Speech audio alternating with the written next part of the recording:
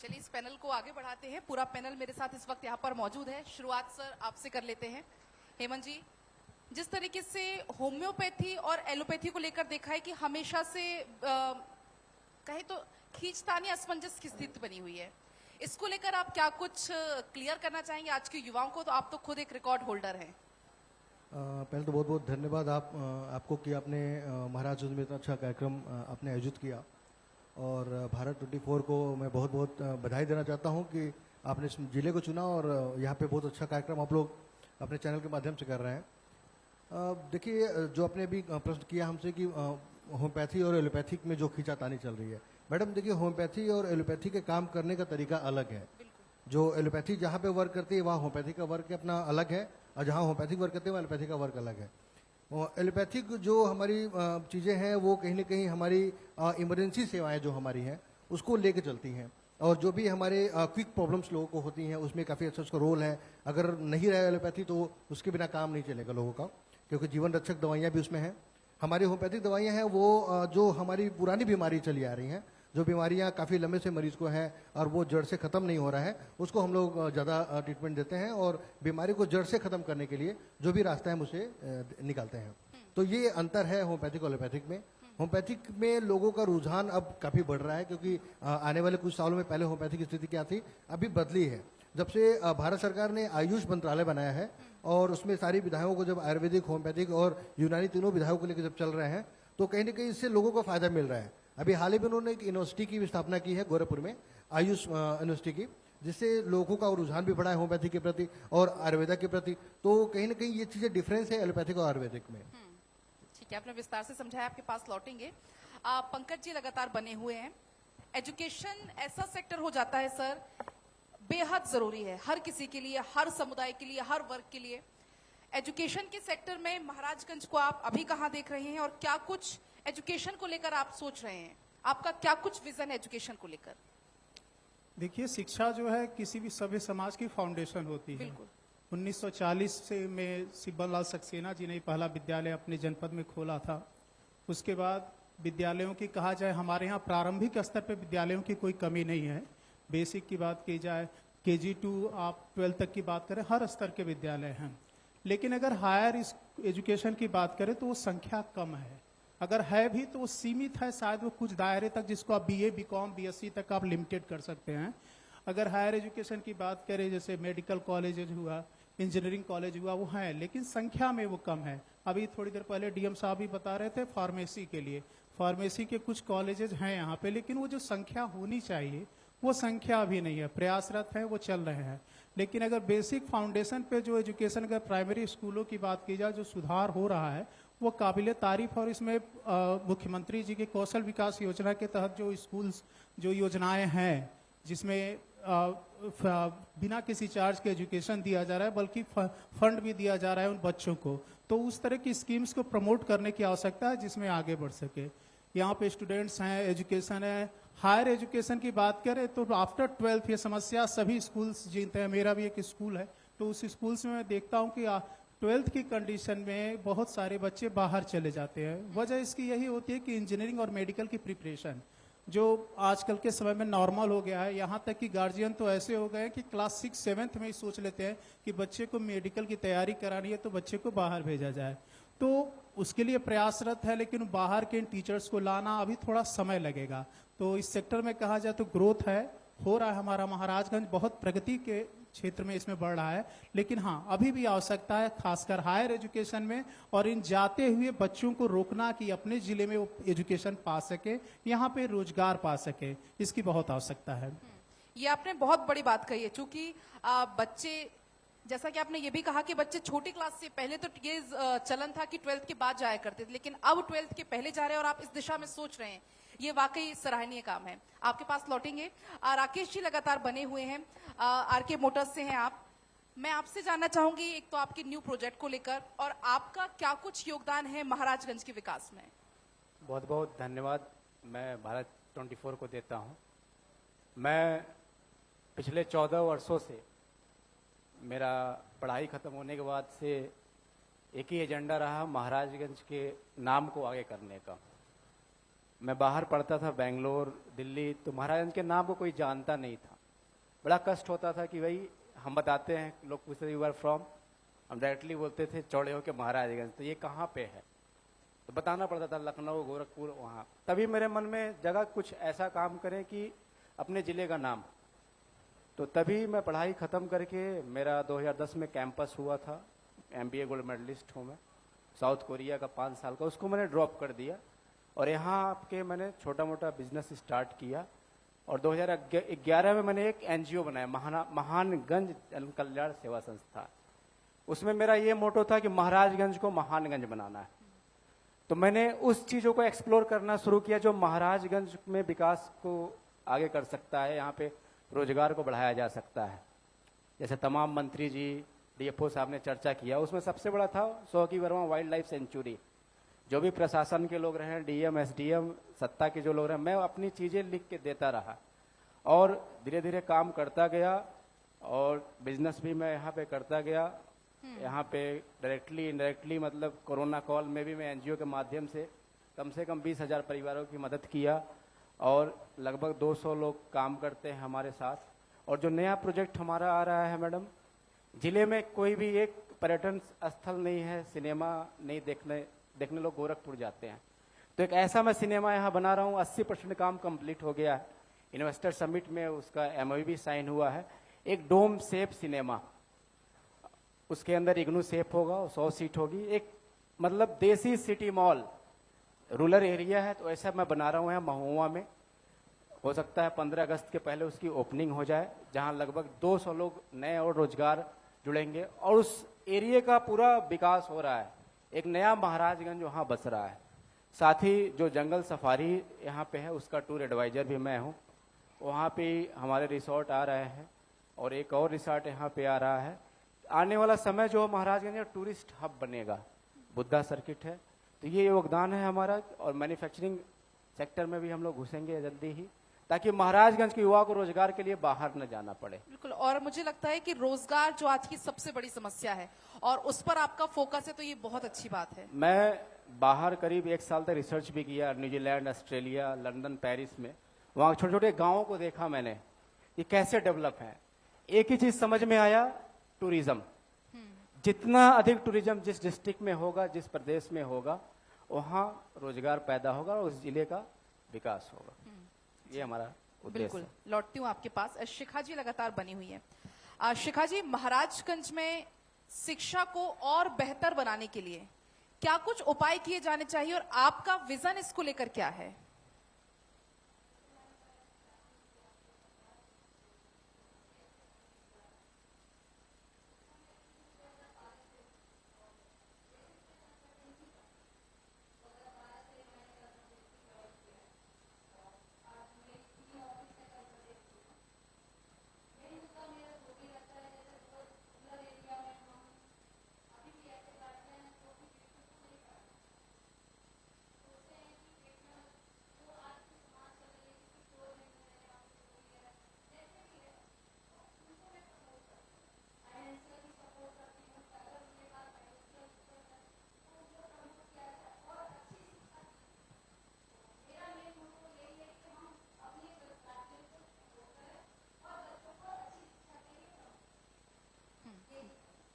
बिल्कुल, आपके पास लौटेंगे। हमारे साथ अमित जी लगातार बने हुए हैं। हालांकि अमित जी, अभी हमने आपकी बहुत शानदार प्रस्तुतियां देखी, सुनी, लेकिन आप अपनी प्रस्तुति के माध्यम से, कुछ गुनगुनाने के माध्यम से आज के युवाओं को क्या कुछ संदेश देना चाहेंगे?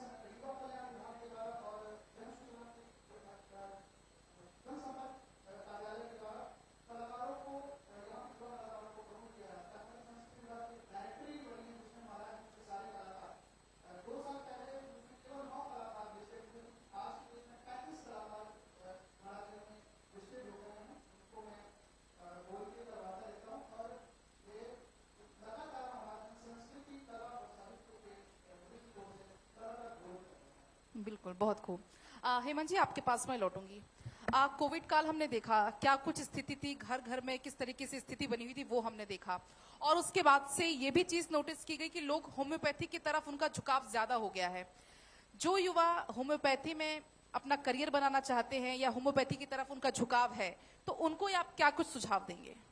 देखिए, जो अभी तमाम पैथियां हैं यहाँ पे, एलोपैथी है, आयुर्वेदिक है, होम्योपैथी है, यूनानी है।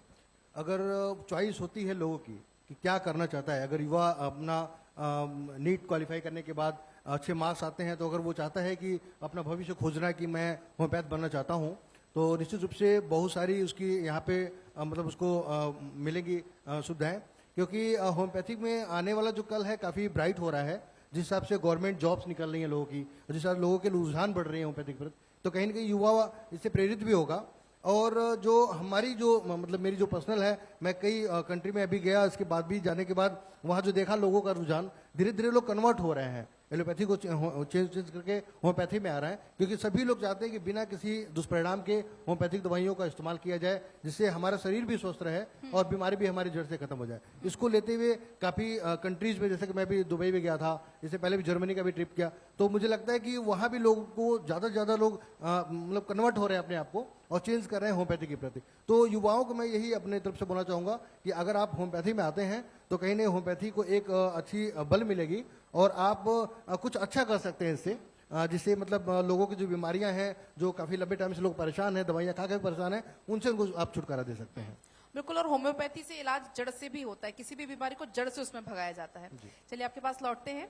पंकज जी लगातार बने हुए। पंकज जी, इस बात का भी हमने जिक्र किया था कि जो बच्चे हैं वो 11th-12th से बाहर जाते हैं, उसके पहले ही चले जाते हैं बाहर, तो इस दिशा में रोकने के लिए, क्योंकि ये रोकना बहुत ज्यादा जरूरी हो जाता है, बच्चे बड़े हुए, पढ़ने बाहर गए और पढ़ाई करके फिर वो वापस नहीं लौटते हैं, बाहर जाके बाहर ही बस जाते हैं। और जैसे मान लो महाराजगंज का मैं एग्जांपल लें, महाराजगंज से कोई बच्चा बाहर गया है, वो बाहर जाकर बस गया, लेकिन महाराजगंज का विकास वहां अधूरा रह गया।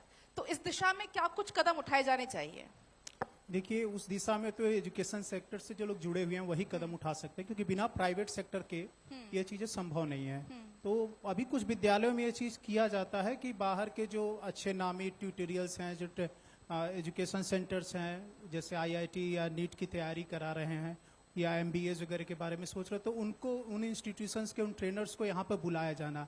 लेकिन प्रॉब्लम यही होती है कि उन टीचर्स को अगर हम बुलाते हैं, स्कूल के साथ टाई अप करके चलाते हैं, तो उनकी पेइंग जो होती है वो एक अच्छी खासी होती है। तो उसके लिए तैयारी की जा रही है, ज़्यादातर स्कूल्स इसमें बेसिक मॉडल पे इस पे काम कर रहे हैं, लेकिन अभी इसमें सुधार की आवश्यकता है। और मेरे ख्याल से अगर एक भी सेंटर अगर इस तरह का इस पूरे महाराजगंज में खुल गया, तो वो अपने आप में यहाँ के बच्चों को रोकने में सक्षम होगा। ये बात सत्य है कि बच्चे जो बाहर जाते हैं उनको बुलाना, उनको वापस लाना यहाँ पे अपने एरिया में, वो बहुत पॉसिबल नहीं हो पाता। ये बहुत बड़ी लैक भी हो जाती है उस डिस्ट्रिक्ट की।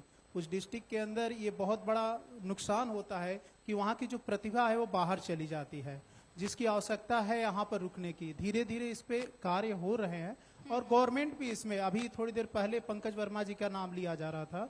देखिए, सिविल की तैयारी करने के लिए लोग कहाँ कहाँ पे जाते हैं, वो अपनी प्रिपरेशन क्लासेस यहीं पर डिस्ट्रिक्ट में चला रहे हैं। एक आईएएस लेवल के अधिकारी हो करके इतनी सारी चीज़ों को किनारे करते हुए एक बहुत सारे नौजवानों को वो आगे दे रहे हैं यहाँ पे। तो एक बड़ी चीज़ है। ऐसे इनिशिएटिव, इस तरह के लोग अगर आगे आएंगे तो वह परिवर्तन अपने आप होगा, जिसकी आवश्यकता है। बिल्कुल बिल्कुल। राकेश जी, आपके पास मैं आ रही हूँ। अभी आपने जैसा जिक्र किया, आपने अपने न्यूज प्रोजेक्ट का जिक्र किया, तो स्वाभाविक सी बात है आपको उसमें कुछ परेशानियां भी आती होंगी, क्योंकि महाराजगंज छोटा इलाका है, रेलवे नहीं है। तो क्या कुछ आपको अपने व्यापार में, अपने बिजनेस को लेकर क्या कुछ परेशानियां आती हैं? अभी जो भी इन्वेस्टर समिट में जो भी एमओयू साइन हुए हैं, प्रॉपर मॉनिटरिंग सरकार से हो रहा है, प्रशासन का, विधायकगण का, प्रतिनिधि सबका साथ मिल रहा है। तो जो भी दिक्कतें आ रही हैं, जो यहाँ से नहीं हो पा रहा है, उसे गोरखपुर जाया जा रहा है और वहाँ से भी उसका समाधान हो रहा है। तो मेरा यही प्रयास है कि देखिए, पैसा लोग कमाते हैं, लाइफ में एक जरूरी चीज होता है मनोरंजन करने के लिए, उसके बिना कुछ नहीं हो सकता है। डॉक्टर अपना काम कर रहे हैं, शिक्षा अपना काम, लेकिन आप पैसा कमा के खर्च कहाँ करेंगे? महाराजगंज से लोग बाहर जाते हैं गोरखपुर, ट्रेवल टाइम लेके 2 घंटे का पूरा हेक्टिक शेड्यूल होता है। तो मेरा यही प्रयास है लोगों को बाहर ना जाना पड़े। इसके बाद हमारा, जैसे अभी छोटे में ये शुरू करके एक्सपेरिमेंट हम कर रहे हैं, इसके बाद बड़ा प्रोजेक्ट 1 लाख स्क्वायर फीट का हम मॉल बना रहे हैं और वाटर पार्क भी बना रहे हैं, जो कमिंग 2-3 साल में हो जाएगा। इस सारी चीज़ों के लिए आपको महाराजगंज में और सारे प्रशासन से हमको मदद मिल रहा है। जहाँ कोई दिक्कत आती है थोड़ा टाइम लगता है, लेकिन मदद मिल जाती है कि महाराजगंज के लोगों को बाहर न जाना पड़े और यहाँ पे रोजगार मिल जाए। यही हमारा उद्देश्य। और आपका ये विजन भी वाकई मतलब काबिले तारीफ है कि लोगों को बाहर ना जाना पड़े। मेरा मैम, हम खुद पढ़ाई के लिए 2008 में 5 में बाहर चले गए थे। अब तो शिक्षा का स्तर यहाँ बढ़ गया है, तभी से इंटेंशन जगह कि मैं यहीं पे रह के यहीं के लिए काम करूंगा। जी बिल्कुल बिल्कुल। शिखा जी, आपके पास में आऊंगी और आपसे मैं बात करूंगी बेटियों का, क्योंकि अभी आपने जिक्र इसको लेकर किया था और मैं भी एक लड़की ही हूँ, इस पर मैं थोड़ा सा जोर देना चाहूंगी। जैसे आप इस स्टेज पर बैठी हैं और लड़कियां महाराजगंज की निकलकर इस तरीके से आगे आए, उसके लिए उस दिशा में खास तौर पर बेटियों के लिए आपकी तरफ से क्या कुछ किया जा रहा है? क्योंकि आपने कहा कि आप उनको काफी प्रोत्साहित करती हैं।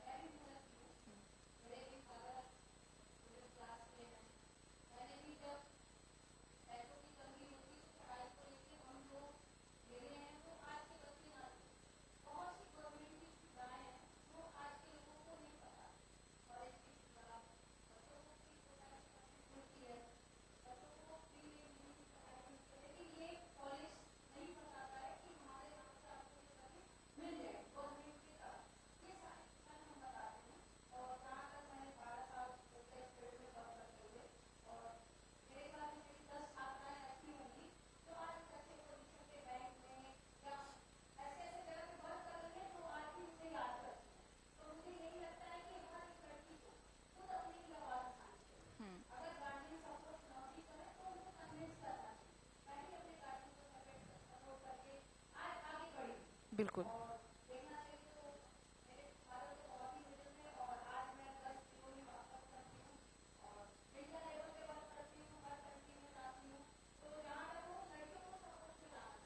बिल्कुल।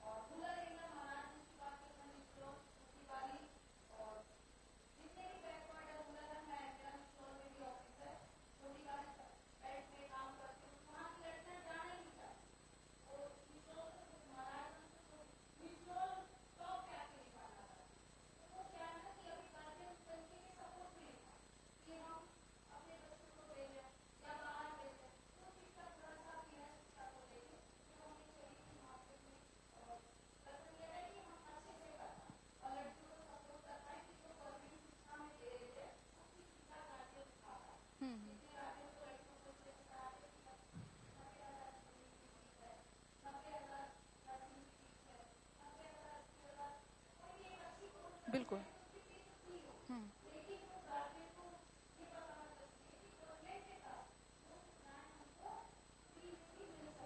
बिल्कुल।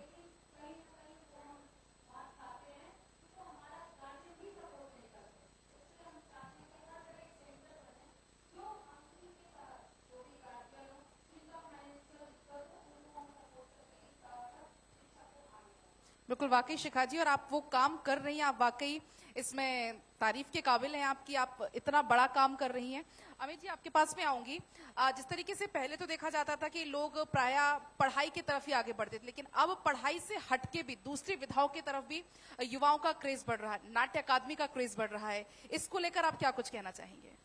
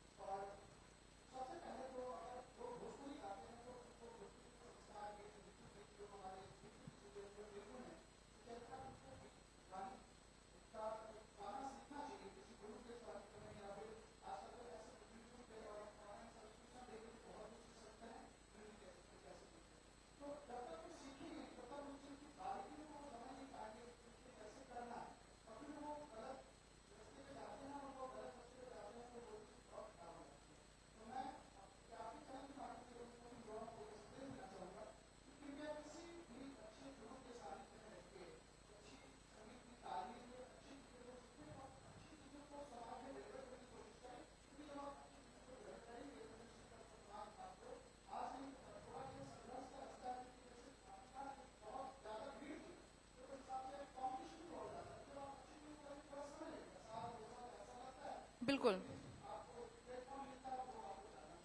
बिल्कुल। और शॉर्टकट, जो आपने बड़ी अच्छी बात कही कि शॉर्टकट किसी भी चीज का रास्ता नहीं होता। बहुत बहुत शुक्रिया। इनफैक्ट आप सभी का बहुत बहुत शुक्रिया, तमाम सवालों के आपने जवाब दिए, और बहुत बहुत शुभकामनाएं भारत 24 की ओर से आप सभी को कि जिस दिशा में आप काम कर रहे हैं, ये काम आप ऐसे ही करें और महाराजगंज को विकास की ऊंचाइयों पर लेकर जाएं। बहुत बहुत शुक्रिया आप सभी का।